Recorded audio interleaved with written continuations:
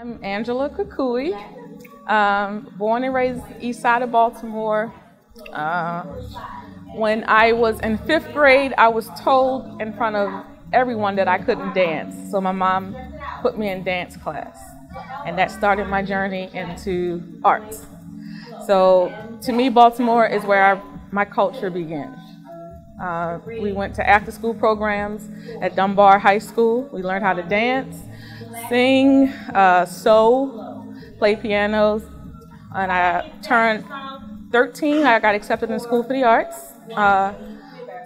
Once I graduated, I didn't think I would be able to be professional because I got an injury, went into finance. My mother called me one day and said, "You need to teach dance in Baltimore." And I said, "Sure." It's one of them things where you just say, one day I would like to open up a dance program. And I didn't ever think that would ever happen. And my mother called me up literally and said, "You need to start a dance class." So I started teaching at Flat Rock Baptist Church once a month. And towards the end of the year, we decided to open it up to the community. So we went from having 5 students, you remember, to maybe 50. So I said, oh, this has to be, we have to create something. So that's when I went and I got assistance from University of Baltimore Law Group.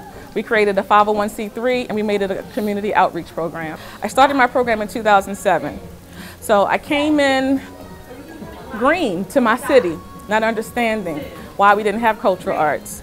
So I became a member of a steering committee. And in the steering committee, it was some organizations that are now currently in the city. And the demographics was, it was just myself and 2 other African Americans. The rest of them were white women. The majority of them were not from here. They came from other areas of the country with good intentions, but their version of art and my version of art was totally different. And I wasn't saying that their art was wrong. It's just that I know my people and I know what we tend to grasp onto. One guy, he wasn't a part of the steering committee, but he was a part of some cultural arts program as a white guy, and he said he was teaching music to the community and he was getting paid $25 an hour. And I asked him, "What is it that you teach?" And he was just blabbering on, "I teach this, I teach that." I said, "Specifically how?" He said, "Well, we don't have instruments. We teach them how to bang on walls and floors for beats." And I said, "Well, black people already have rhythm, so we don't need to learn how to bang on walls and floors." So I'm not saying that people from other areas don't know art, but me being taught by people from my area meant a lot, and I received it much better. We assume we go into areas and we're trying to save people. People don't receive that. People are very standoffish when you're trying to come into their communities thinking that you're saving them. When I come in my community, they know that I'm them, and they receive my programs much more easier than the others. So even though I don't get funding like the other ones, I have a large outcome from my community because they understand me and I understand them. So when I was young, I didn't even know that it was a program. I thought that every child was exposed to this. So I was a part of this program called the Cultural Arts Program. It started in 1968, and it provided music and dance and drumming, anything you need regarding arts. It was at 6 locations in Baltimore, and it lasted all the way up through the 90s. It was initially federal funded, and then initially became city, and then all the funds were dissolved by mid-1993. The Cultural Arts Program is responsible for Baltimore School for the Arts. A lot of people think Baltimore School for the Arts was created by a high society white people. It actually came from out of the communities, and the instructors were African American. The first director of the arts program at BSA was a black woman named Elfie Brown.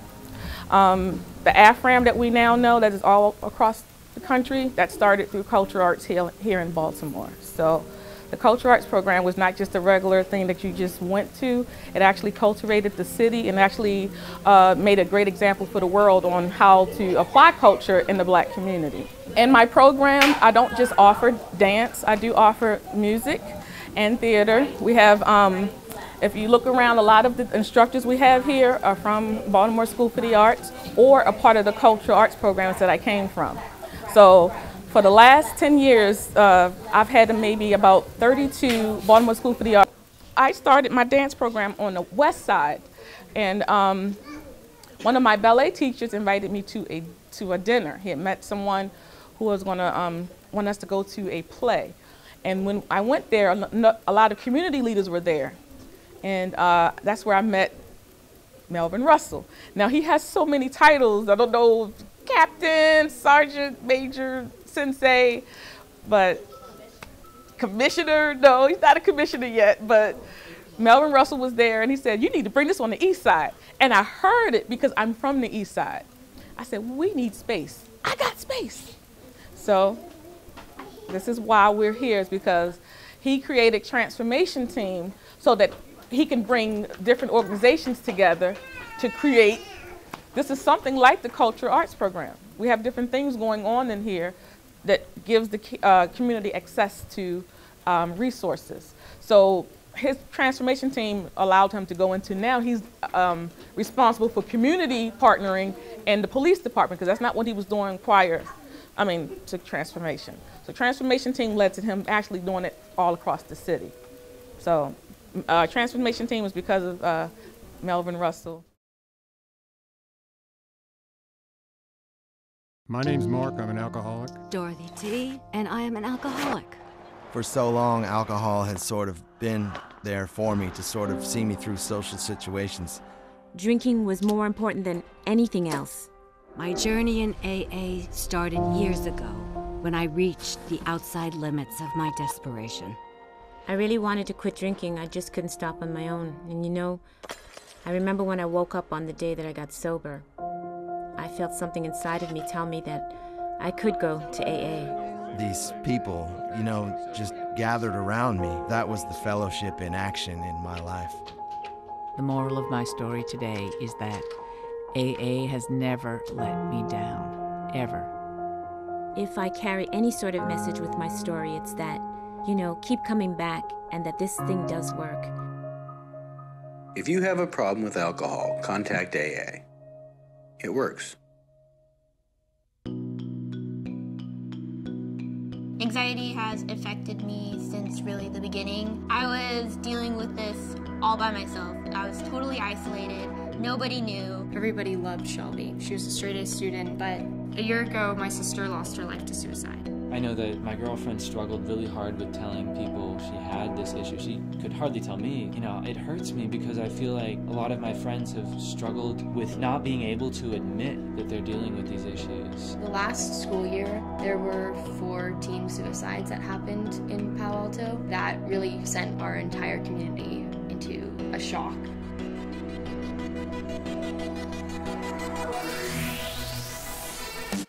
Help us mind our future. Let's tag it, tweet it, share it, Instagram it. Let's snap it. Me importa el futuro. I think that social media is a very powerful tool for spreading these issues in a way that's approachable and also really powerful.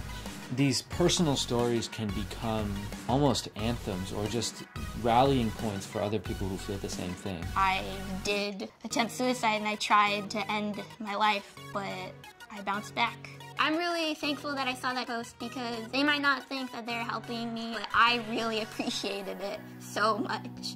Shelby, I guess, never really felt that comfortable coming out and saying to us, you know, I've been really sad. I think, you know, there's something I need to do here. You know, if you take that step, take that initiative to reach out, you know, tell someone that you're struggling, it can make the biggest difference. I'm starting the conversation. I'm posting about mental health. I'm ending the stigma. We're socializing hope. I like that. Me importa el futuro. Together, we can bring change to mind. I think ending the stigma is the only way to start the conversation and have people feel comfortable enough. They can talk about it, they can seek help. Show us what you're doing to start the conversation and end the stigma.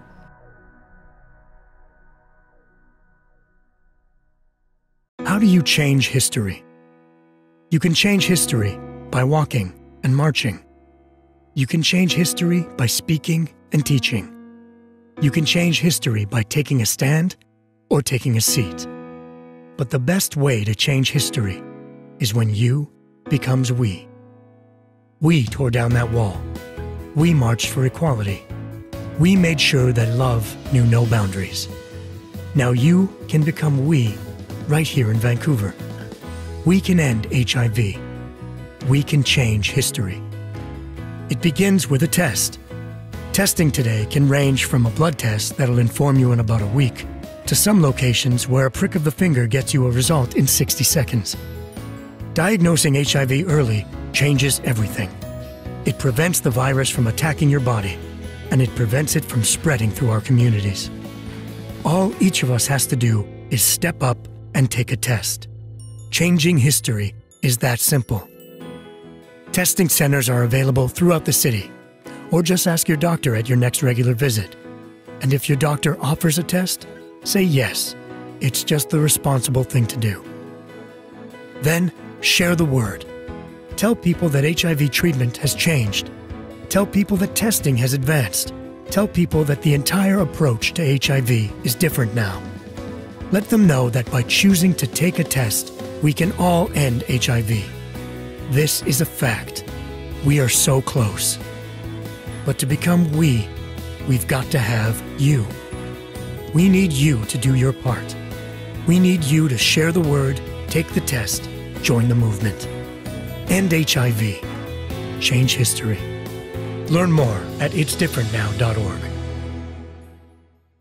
I'm here for my flu shot, and I understand that there are options for people who are 65 and older. There are, but you don't look 65. It's very flattering, but you know who I am. What if I said, who's the boss of my health? You've never seen Who's the Boss. My boss is in the back. Flu season is here, and people who are 65 and older need to ask about the vaccine made specifically for their age. Judith Light, come on back. Visit the National Council on Aging at ncoa.org/flu and talk to your doctor about vaccine options for people 65 and older.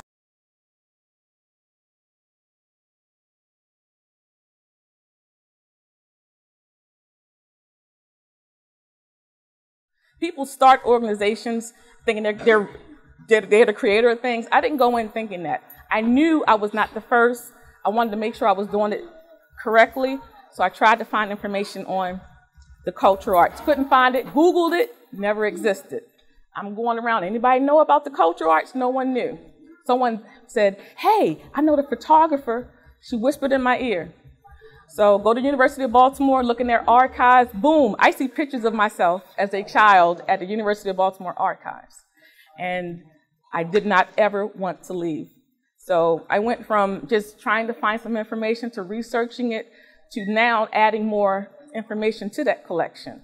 We recently added Eva Anderson. Her dance company was the first African-American company through cultural arts, and it lasts for 40 years. She passed away last fall, but before she passed away, she donated her artifacts, 70 years of her work, to the archives. Kinderman, everyone knows Kinderman.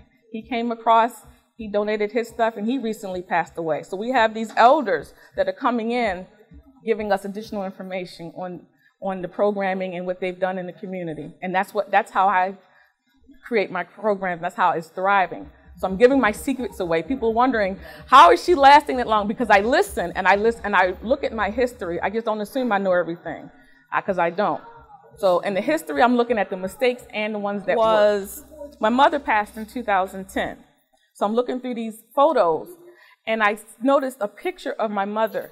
Her and I actually performed together at UB Blake, and I didn't even remember that. But there's a capture of me and my mother performing on the same stage. So I was just done at that point.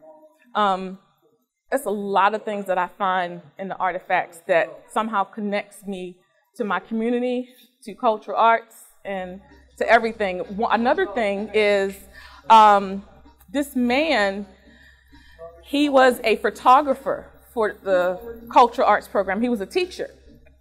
And I've created this timeline. My timeline is about 50 pages long of different things that happened from 1968 to 1993. His name was on there, and I put it on this big poster. I went to the Smithsonian. I'm like, this name looks familiar. His work is at the Smithsonian. So I look back, come to find out, he's actually still in Baltimore, and he wants to donate some things to the archives. He's a world-renowned photographer. He was actually there during the Poor People's Campaign. So his stuff, he was a photographer for Life magazine, which is a very big deal any type of era, but back in the 60s and 70s. So that was, to me, I'm like amazed because his work is fine arts and he wants to contribute to the collections that we are currently collecting in the archives. University of Baltimore is one of the most, we have the most collections of African American stories anywhere in Maryland, and I can atone to that, and I can say that wholeheartedly, that the collections we have represent my community. I'm surrounded by so many museums, and I love museums, but none of them represent where I come from. So my desire is to create exhibits to show the community who they are and how great they are. So that's my dream, is not only to teach dance, but to show the community, hey, we have stuff that we can be proud of as well. I want us to have a museum for ourselves. So that's my dream. In the cultural arts world, Sylvester Campbell, he actually started teaching ballet. This was a black man teaching ballet in the inner city, which was insane. So when I first started my program, I said, I want a black man teaching ballet. So our first instructor was Tarwer Merchant. He actually danced for Dance Theater Harlem. And I asked him, could he come in? He said no. And for a whole year, I begged him. So he came in. And I'm telling you, those kids loved him. It was this big man, like he was a military man. He had these little white ballet shoes. And the kids fell in love. The instruction of a male figure teaching ballet is insane, but it works for some reason. So now, we fast forward now, we have in the 80s and 90s, it was this dance group, and it was called the Almighty Mickeys. So they used to have, people don't know, a part of the cultural arts was doing those talent shows at those different schools. They were actually sponsoring those. So I was like, I need a hip hop from, we have an Almighty Mickey member here teaching our kids hip hop. So the people who are from the community from when I grew up, we're now giving back. So we have Almighty Mickey's here. We have someone who's not even from the community. He's from Baltimore School for the Arts. Can I help? So David comes in and he teaches tap. So the kids love it. The balance, because in Baltimore mainly there are matriarchs. And I want that presence of having men here. We have James, he teaches music theory because they don't teach kids how to read music no more. So I was very adamant in making sure that our kids learn how to read music. So we have our male figures here. We have the fathers here coming to support. We have our dance dads. Sometimes they even participate in the classes. So I had these things growing up in my life. Sylvester Campbell is who I owe the reason why I'm doing this, because he was like a dance dad. So I'm glad that we have this balance in here, that it's not an all women's thing. I wanted that balance, and I wanted kids to see that there are men you can trust. We are here to support you in whatever you need. And plus, they listen to the men more than they do the women, you know. Something about that male voice. So arts, at the age of 12, I went to go see an Alvin Ailey dance performance at the Lyric. Now, cultural arts, see, people don't know that Alvin Ailey should contribute some of their greatness to Baltimore, because they have a lot of our dancers from cultural arts that became principal dancers, like Linda Denise Fisher Farrell. But we also sponsored, cultural arts sponsored Alvin Ailey to come to the Lyric. And coming to the Lyric, every black person in the world went there. You don't hear too many things going on right now. But back in the 80s and 90s, you went to the Lyric every week. Alvin Ailey went down there. I went down there. I don't know who paid my ticket, but I was there to see Alvin Ailey. This woman named Sherelle Mace, she did a piece where Nelson Mandela was in prison, and she was Winnie. And I said, this is what I want to do. I want to be an Alvin Ailey dancer. And I remember auditioning for the Alvin Ailey School at Baltimore School for the Arts, and I got my acceptance. So I still, to this day, have my acceptance into the Alvin Ailey School. My injuries would not allow me to continue in dance, but I was there. I've danced with Alvin Ailey Dance Company members. My dance teacher, Stephanie Powell, she teaches company members. So I'm still connected to ALE, even though I'm not a member of the company.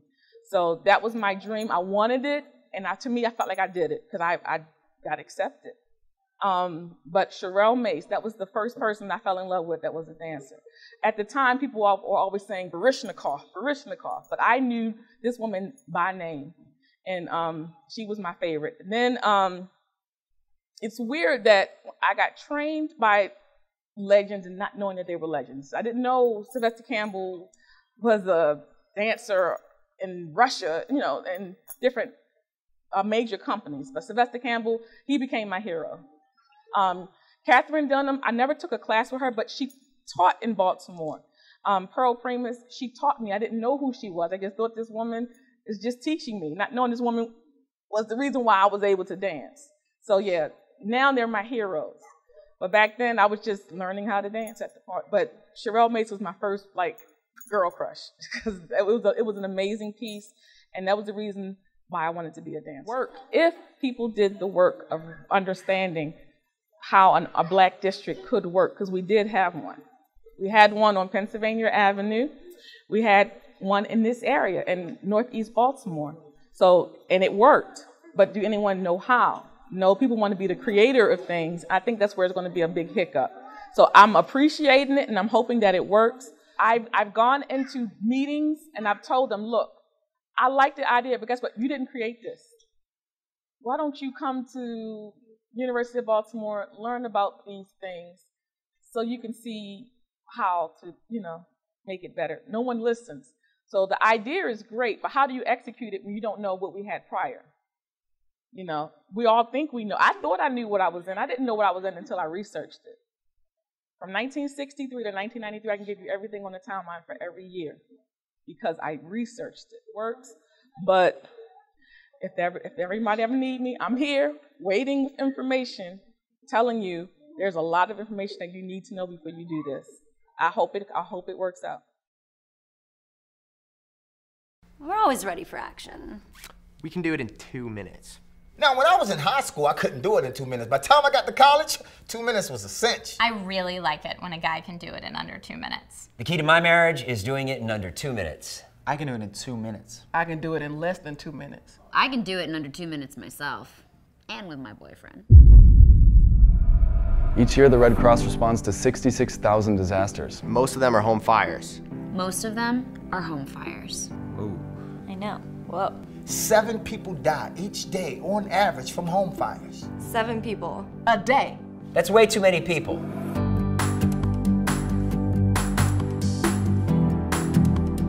You can save your life and your family's life. Make an escape plan. Make an escape plan. Make an escape plan. It's critical that everyone can get out in under 2 minutes. I can get from my bedroom to my front door in less than 2 minutes. In 2 minutes. I can take my shirt off, pour glitter all over myself, and still do it in 2 minutes. Called my mom the other day, told her I did it in under 2 minutes. She was so proud. 1.5. What? There's no way. Yeah. Check your smoke alarms monthly to make sure they're working properly. Smoke alarms cut your risk of death or injury in half. Half? It's 50%. This little guy, cutting it in half. And if it's beeping at you, don't rip it out of the wall. Give it a battery, you know? Make it happy so it can help you get out of the house in time. Make sure to visit redcross.org/2steps, 2 minutes. 2 steps. 2 minutes. 2 steps, 2 minutes. Visit the link below to find out more. Wherever it is. Not there. Right here.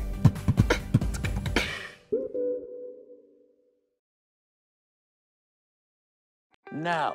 No. No. No. No. No lupus. No lupus. If we're going to say no to lupus, we need to know lupus. Lupus has completely changed my life. Lupus is one of those things that takes over somebody's body and you don't know anything about it. It's just unpredictable, it's tricky, confusing. There's certain things that I can't do, but I still get up every morning and do it. It's really a cool mystery. Lupus can impact any organ in the body. Any organ. It was attacking my kidney. Some people it's the brain, it's the heart. I had gone into stage 4 kidney failure, which sent me into respiratory failure, which almost made me lose my life. When I was first diagnosed, that's when it really kicked in, just knowing that there was no cure.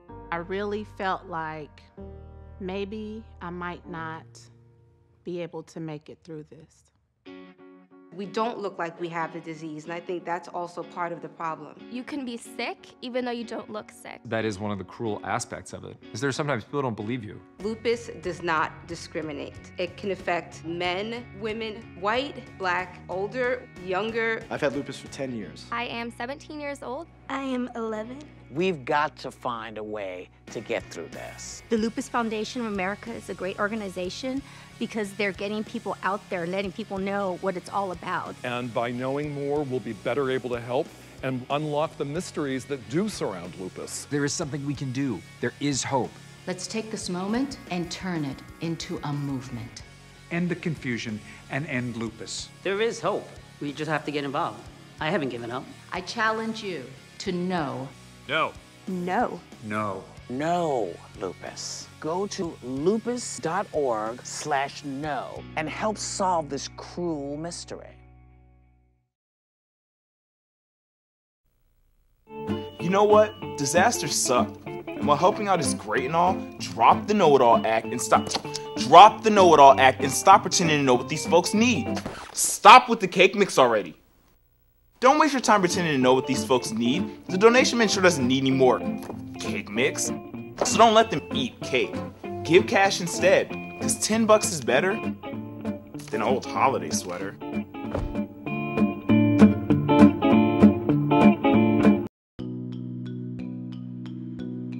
Anxiety has affected me since really the beginning. I was dealing with this all by myself. I was totally isolated.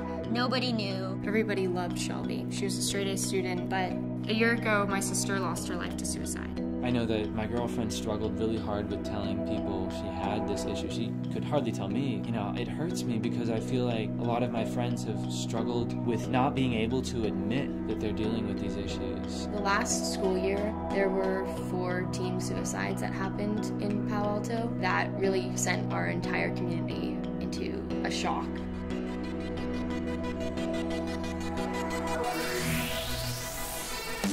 Help us find our future. Let's tag it. Tweet it. Share it. Instagram it. Let's snap it. Me importa el futuro. I think that social media is a very powerful tool for spreading these issues in a way that's approachable and also really powerful. These personal stories can become almost anthems or just rallying points for other people who feel the same thing. I did attempt suicide and I tried to end my life, but I bounced back. I'm really thankful that I saw that post because they might not think that they're helping me, but I really appreciated it so much. Shelby, I guess, never really felt that comfortable coming out and saying to us, you know, I've been really sad. I think, you know, there's something I need to do here. You know, if you take that step, take that initiative to reach out, you know, tell someone that you're struggling, it can make the biggest difference. I'm starting the conversation. I'm posting about mental health. I'm ending the stigma. We're socializing hope. I like that. Me importa el futuro. Together, we can bring change to mind. I think ending the stigma is the only way to start the conversation and have people feel comfortable enough. They can talk about it, they can seek help. Show us what you're doing to start the conversation and end the stigma.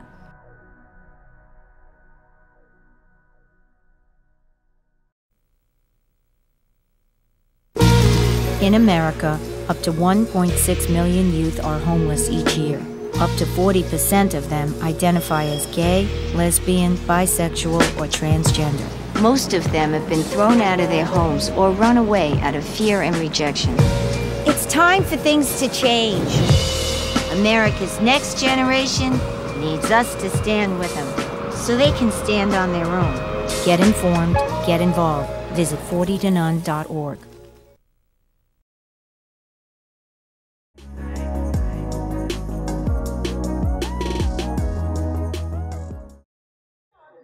It's been 10 years in the making, and if people think they're trying me, like, what do you have? I have a big plan, bomb. What I would do is I would create the cultural arts program. I would open them up in the most violent areas of the city. So I'm gonna tell you this, it was 6 locations in the cultural arts. There's a map of the cultural arts locations. Aside from the one downtown on Charles Street, which they didn't want us there anyway, If you laid the crimes and the shootings over top of the map, it matches to a T. The same areas that have the high crime areas is where they had the cultural arts program. So I would put the cultural art programs back into those same communities. Like I said, I would also get the best dance teachers in the world, best artists in the world to come in from everywhere into my community. I learned from Pearl Primus. You know who she is? She is the founder. She's the grandma of African American modern dance. And she came in our community and she taught us. Catherine Dunham is the mother of modern dance. The person who created the program, his name was Norman Ross.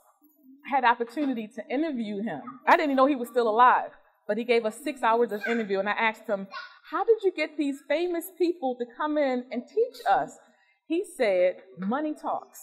So that's what I would do with my money. I would bring the best quality culture and entertainment into this community. I would revamp the AFRAM.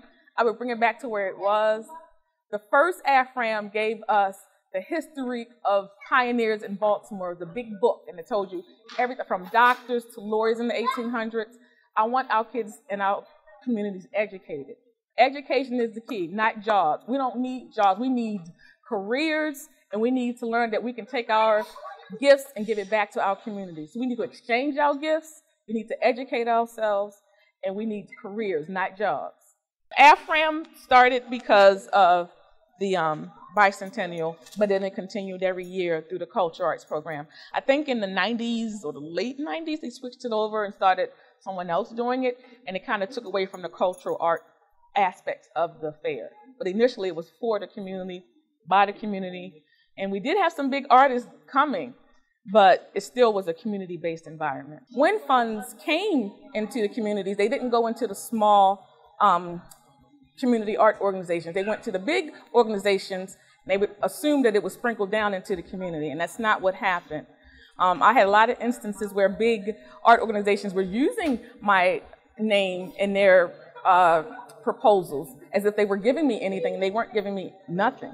So the hearing was trying to let them know that this should be a priority, just like water, just like air. Culture and the art and kids having something to do should be the priority. So the monies that they have now is supposed to now, they're reaching out to small community organizations to fund the programs that they currently are running. So I'm happy that the money is back in the city. I didn't apply for it. I assumed that because we were one of the people who were advocating for it, they would say, hey, Angela, hey, here was some money. But that didn't happen. But I don't do this for money. I do this because I want my city to be better. And that's been 10 years. We've had kids gone off to college, go to School for the Arts. They're in Twigs programs. Some of them have been on TV and different opportunities. So that's my reward right there. Not having culture as an African is like a root without a tree, or a tree without a root, because how do you know yourself? How do you grow outside of your circumstances if you are unaware of who you are? And that's what art does. It allows African Americans to understand who they are. So me growing up, when I became an adult, I was doing things great, and I'm like, I'm just this great person. But when I noticed the people who were part of the programs, we all were doing great. And then when I found out that it closed in 1993. Now, from my research, after those 6 locations closed, 18 months later, the Bloods and the Crip gangs started coming into those communities, I believe May of '95. So the kids had nothing to do. So this is where our crime was going in. Now, in the 90s, we did have the kids on the corner, the drug dealers, but not everybody was on the corners. We were out doing lots of things. We had the marching bands. We had activities that actually increased our quality of life. So we didn't know we were poor because we had access to a lot of things in our communities.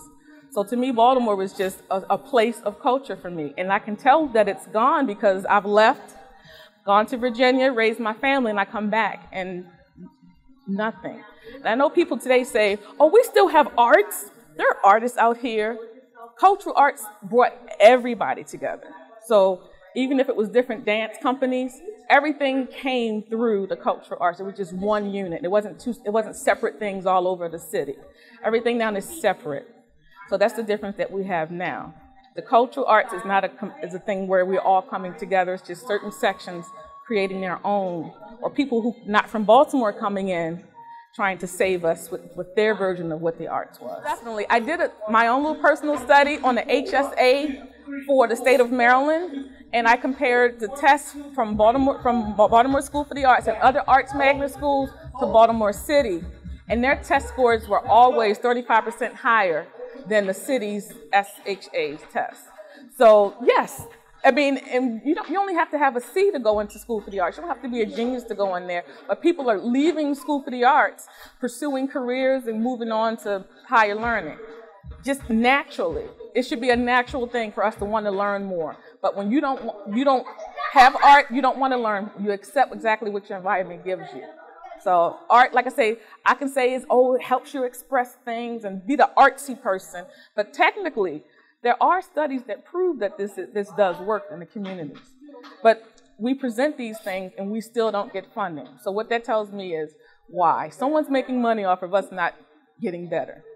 So as much as it was a joke when I came after Freddie Gay saying, hey, let's open up some more culture art programs, I'm telling you now, the people who are in my program, you saw what we just witnessed, drug transactions. Kids come in here, they're free to do whatever they want, they're free to express themselves, they're safe, and they're doing great. So, and like I say, to me, it's not just arts, it's arts and culture. Because the culture, knowing where you came from is very important. So the curriculum should include Baltimore history. But guess what? A lot of people don't know it. A lot of people don't know what we've had or what we do right now. So I think to increase the value of the quality of the curriculum is to have Baltimore history in that curriculum. I lived in Virginia, and one of their curriculums was to go to different areas when they had the wars back in the 1800s. These were requirements for them to know the Virginia history. But here, what do we get here? We don't get anything. So the curriculum should require them to do Baltimore history. Also, it should also include a cultural arts class where you don't have to do dance, you can do music, you can do poetry, you can do something. That should be at least an hour a week. Can you give the child in school an hour a week of some type of cultural thing to do? Also, they should be traveling outside of the city. So things that they can do can be very easily done. Take the kids up to DC. Give them some history and give them some culture and watch how things turn around. We've had this study. John Hopkins did a study on cultural arts programs. These things are out there and accessible for people to see that these things did work. Cultural arts program in Baltimore City worked. It worked so well that New York mayor at the time contacted Mayor Schaefer and asked, how did you do this? How did you do this? People think that the Inner Harbor was one of the reasons why so many tourists came in. No, they came in for our art. They came in for our art more than they came in DC in the 90s. We were even on Jet Magazine. Did you know that? Baltimore City was on Jet Magazine because our art programs were just that great. But does anybody know about this? We all think we are reinventing the wheel, thinking we know everything, and our kids are not getting what they're supposed to have. And that's a quality cultural arts environment.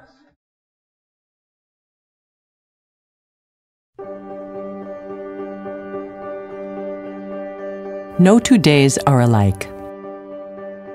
So every day, you prepare.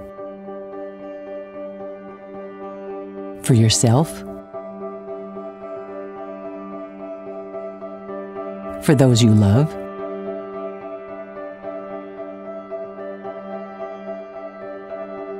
for whatever the day may bring. Being prepared is a part of who you are. But in the case of a disaster, preparation isn't always front of mind. In an emergency, when help and resources may not be available for days, being prepared is more important than ever. It's up to everyone to be informed about what types of emergencies might occur where you live or visit. Knowing the best responses for your personal circumstances is the key to maintaining your health, safety, and independence. Make a plan that covers where you'll go in an emergency and how a personal support network can assist you. Build a kit that contains the specific things you need to survive for several days. food and water, medication and supplies, as well as any important documents you may need. Being prepared is a part of who you are, and disaster preparation is no different. There's no one more capable of planning for your situation than you.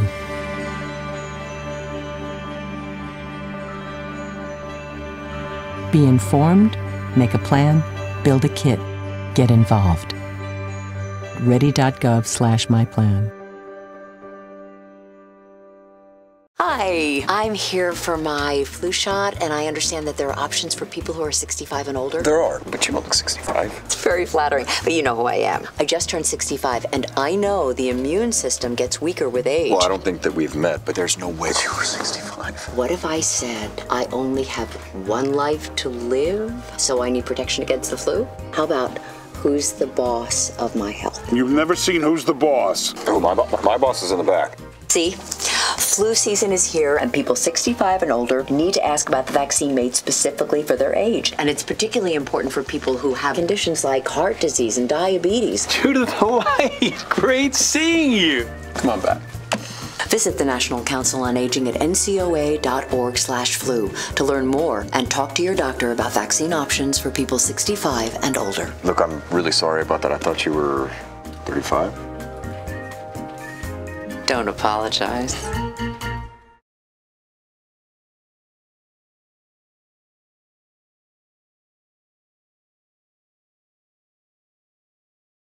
I didn't want to talk about it earlier. Why would I want to seem like this sad sack? Those are all the lies that I told myself. It's like, oh, if I talk about this, even professionally with my job, if I talk about this, people won't want to watch me. It's not important enough. And even now, as I'm hearing myself saying all those things, like, wow, man, I really wish that I would have spoken out earlier, because there's nothing like being able to shine a light on those secrets. Those secrets kill.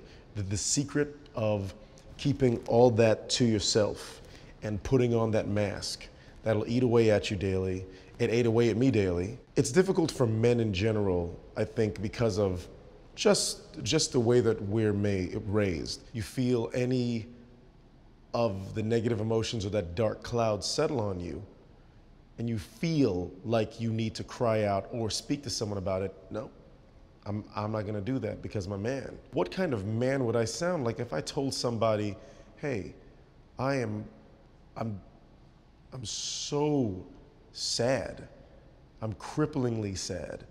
I can't get out of bed. I feel empty. Help me. Psst, I would be some sissy. I'd be soft. That's what you're taught. That's what you were programmed. And that's what kills us. So in speaking about it on ET and being honest, folks have come out of the woodwork. People that I haven't heard from in years, complete strangers, a ton of mostly on Twitter and on Facebook and social media. That's been an amazing gauge of all the love, and so many people, it's echoed the exact same sentiment. Thank you so much for speaking, because I felt that I couldn't.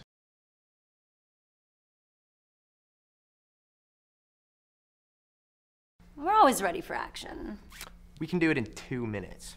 Now, when I was in high school, I couldn't do it in 2 minutes. By the time I got to college, 2 minutes was a cinch. I really like it when a guy can do it in under 2 minutes. The key to my marriage is doing it in under 2 minutes. I can do it in 2 minutes. I can do it in less than 2 minutes. I can do it in under 2 minutes myself, and with my boyfriend.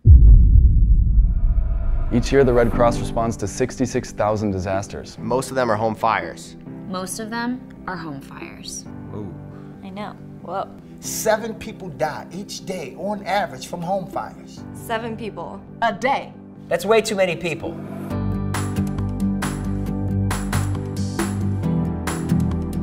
You can save your life and your family's life. Make an escape plan. Make an escape plan. Make an escape plan. It's critical that everyone can get out in under 2 minutes. I can get from my bedroom to my front door in less than 2 minutes. Shh! in 2 minutes. I can take my shirt off, pour glitter all over myself, and still do it in 2 minutes. Called my mom the other day, told her I did it in under 2 minutes. She was so proud. 1.5. What? There's no way. Yeah. Check your smoke alarms monthly to make sure they're working properly. Smoke alarms cut your risk of death or injury in half. Half? It's 50%. This little guy, cutting it in half. And if it's beeping at you, don't rip it out of the wall. Give it a battery, you know? Make it happy so it can help you get out of the house in time. Make sure to visit redcross.org/2steps, 2 minutes. 2 steps. 2 minutes. 2 steps, 2 minutes. Visit the link below to find out more. Wherever it is. Not there. Here.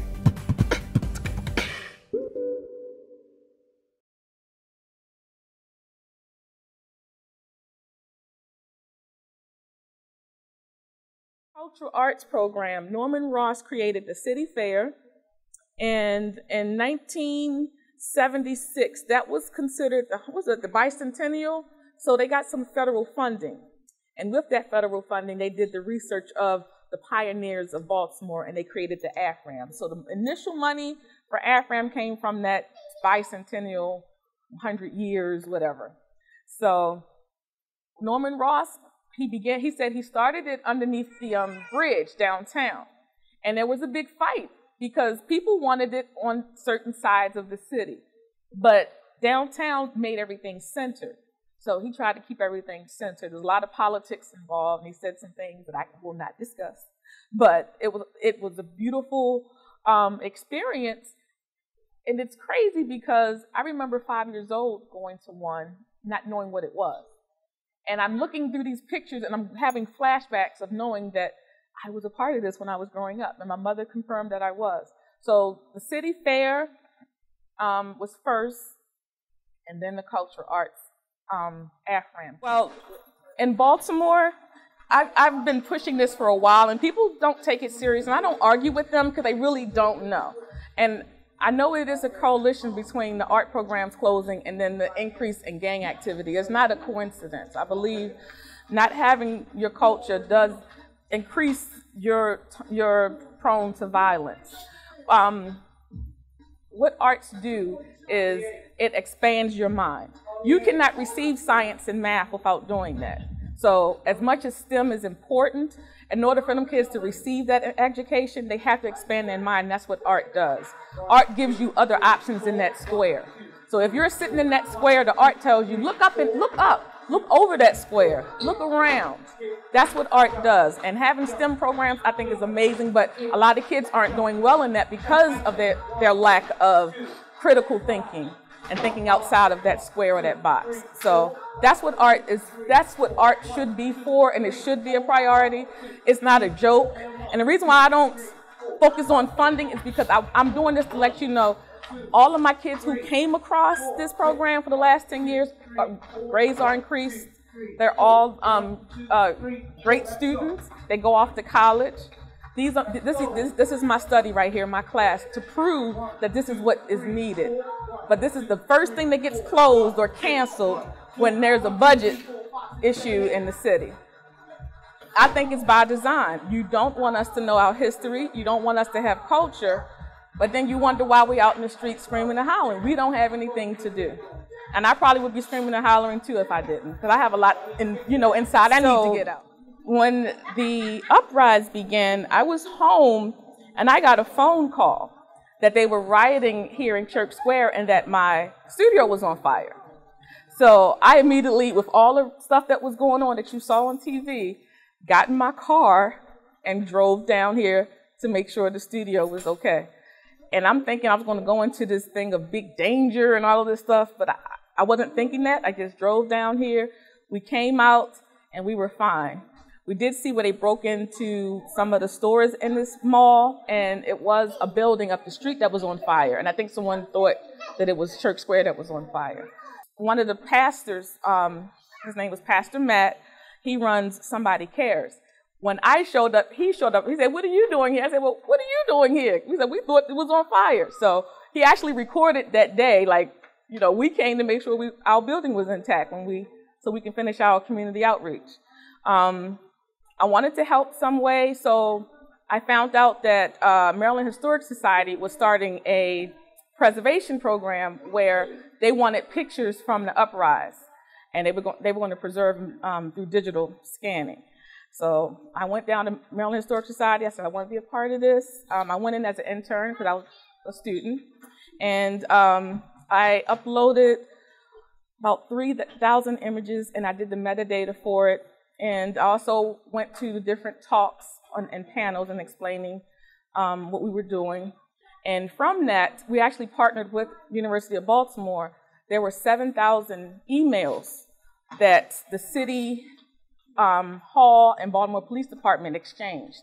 Well, that went public, and we were able to gather that. So University of Baltimore, my department, we took over that process of metadating and uploading the email. So that's public. People can view the email correspondence between the former commander of the Baltimore Police Department and City Hall. So that's accessible now because of the efforts of my work there. I was very adamant about it because, once again, I am very protective of my people, and it was ran by an all-white body. So I wanted to be that face in there, and that's what I was. I made sure that the people that I knew in these communities were being represented properly. A lot of the people that were protesting, I knew their names, so I was able to tag them and say who these people are. AFRAM came, and they had Gil Heron Scott, what is his name? Gil Scott, yeah, Gil Scott Heron. He performed at the first AFRAM. They all look crazy. Thank you. Okay. They had to go, that's why they were touching.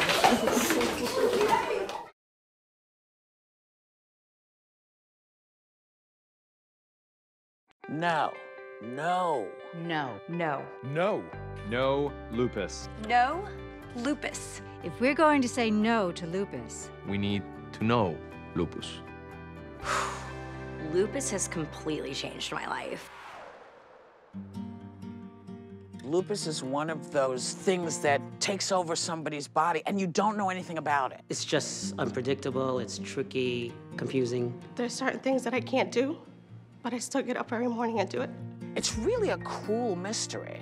Lupus can impact any organ in the body, any organ. It was attacking my kidney. Some people it's the brain, it's the heart. I had gone into stage 4 kidney failure, which sent me into respiratory failure, which almost made me lose my life. When I was first diagnosed, that's when it really kicked in, just knowing that there was no cure.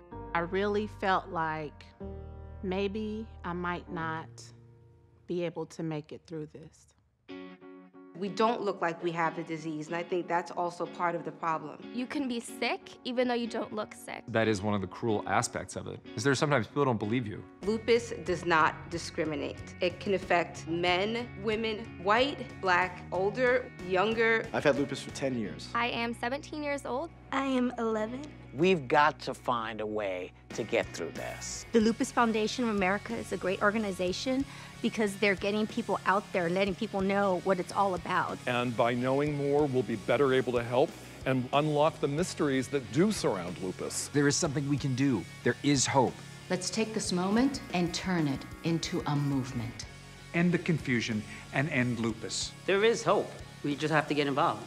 I haven't given up. I challenge you to know. No. No. No. No lupus. Go to lupus.org/no and help solve this cruel mystery. My name's Mark, I'm an alcoholic. Dorothy T, and I am an alcoholic. For so long, alcohol has sort of been there for me to sort of see me through social situations.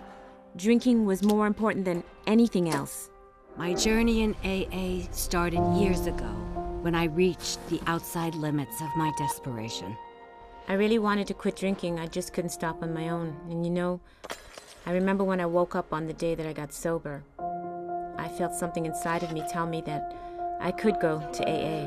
These people, you know, just gathered around me. That was the fellowship in action in my life. The moral of my story today is that AA has never let me down. ever. If I carry any sort of message with my story, it's that, keep coming back and that this thing does work. If you have a problem with alcohol, contact AA. It works. Anxiety has affected me since really the beginning. I was dealing with this all by myself. I was totally isolated. Nobody knew. Everybody loved Shelby. She was a straight-A student, but a year ago, my sister lost her life to suicide. I know that my girlfriend struggled really hard with telling people she had this issue. She could hardly tell me. It hurts me because I feel like a lot of my friends have struggled with not being able to admit that they're dealing with these issues. The last school year, there were 4 teen suicides that happened in Palo Alto. That really sent our entire community into a shock.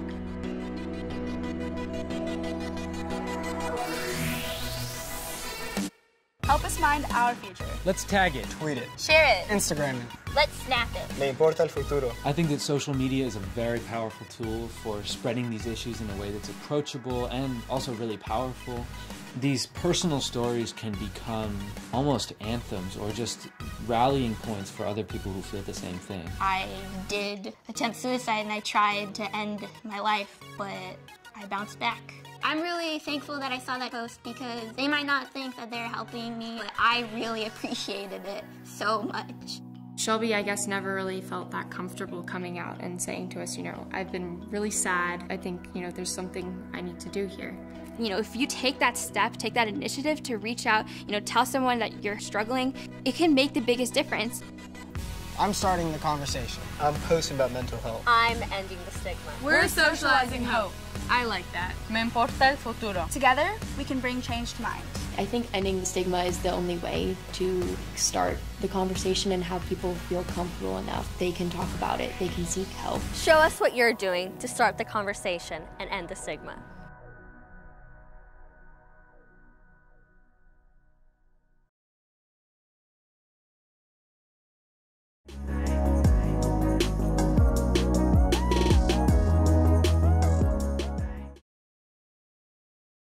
The way the distribution of funding happens.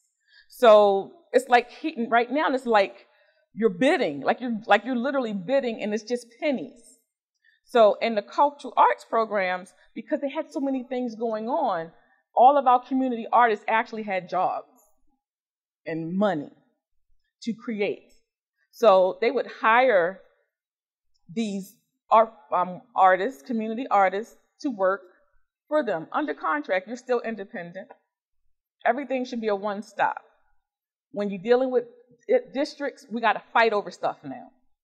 In cultural arts, you didn't have to fight over stuff. You went in with a plan, a solid plan. It was just a one form that you filled out and you submit. And then there's a council that determines how it is. If they don't like it, they don't just say no. They say this is what you need to do.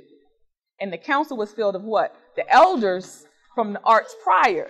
So we're talking about the elders who were on Pennsylvania Avenue.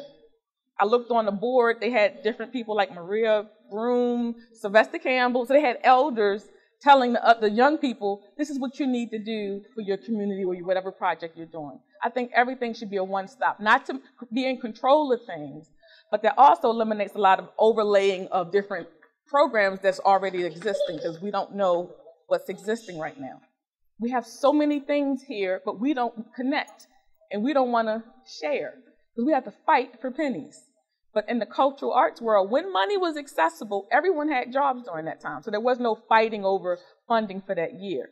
If you had a dance program, you started it through cultural arts. If you wanted to take it outside of the cultural arts, you did. Eva Anderson started Baltimore Dance Theater through cultural arts. They paid for them to travel all over the world. When she came back, she said, I want this for myself. So she went and she did it on her own. But her leverage started within cultural arts. So that's my plan, is not to have different organizations competing. It shouldn't be a competition. It should be, what are you doing? This might be the same thing we're doing over here. Let's bring that together. And let's utilize this, and then we can fund that. But it's too many in-house, who's better and who's, So that's one thing that they're not doing right now. They're making people compete for pennies. That $12 million is pennies compared to what is actually needed for something to continuously thrive. cultural arts programs could thrive. It thrived for over 20-something years.